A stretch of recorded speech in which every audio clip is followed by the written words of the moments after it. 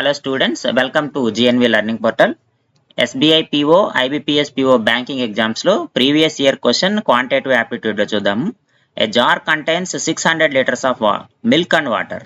So మనకి 600 litres ఉన్నాయి ఒక జార్ లో. 600 లీటర్స్ లో మనకి మిల్క్ వాటర్. సో మిల్క్ వచ్చేసి 3:2 రేషియో, అలాగే వాటర్ వచ్చేసి 2 పార్ట్స్ ఉంది. సో టోటల్ గా మనకి ఎన్ని పార్ట్స్ అంటే 5 పార్ట్స్ ఉన్నాయి. సో 600 లీటర్స్ 5 పార్ట్స్ అంటే 1 పార్ట్ ఈజ్ ఈక్వల్ టు ఎంత అవుతుంది? 120 అవుతుంది. సో కాబట్టి మనకి మిల్క్ ఎంత ఉంది క్వాంటిటీ? 3 × 120 అంటే మిల్క్ 360 లీటర్స్ ఉంటుంది. అలాగే వాటర్ 2 పార్ట్స్ కాబట్టి 2 × 120 అంటే 240 లీటర్స్ ఆఫ్ వాటర్ ఉంది. ఇప్పుడు మనల్ని క్వశ్చన్లో ఏమడుతున్నాడు? x litres of milk 2x litres of water add చేశారు ఈ మిక్సర్ కి. Then the amount of milk and water in the resultant mixture is equal.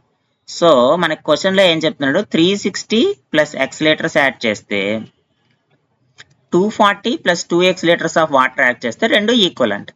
Equal అయినప్పుడు find the total quantity of milk in the final mixer. Final మిక్సర్లో total quantity ఎంత అని అడుగుతున్నాడు.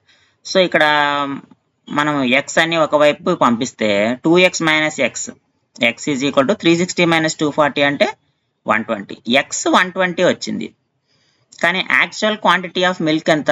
360 plus X. So కాబట్టి 360 plus X milk quantity ఎంత అవుతుందంటే 360 plus 120 is equal to 480 litres అవుతుంది. So ఇచ్చిన ఆప్షన్స్లో మనకి ఆప్షన్ ఏ ఉంది కాబట్టి 480 litres. Option A correct answer అవుతుంది.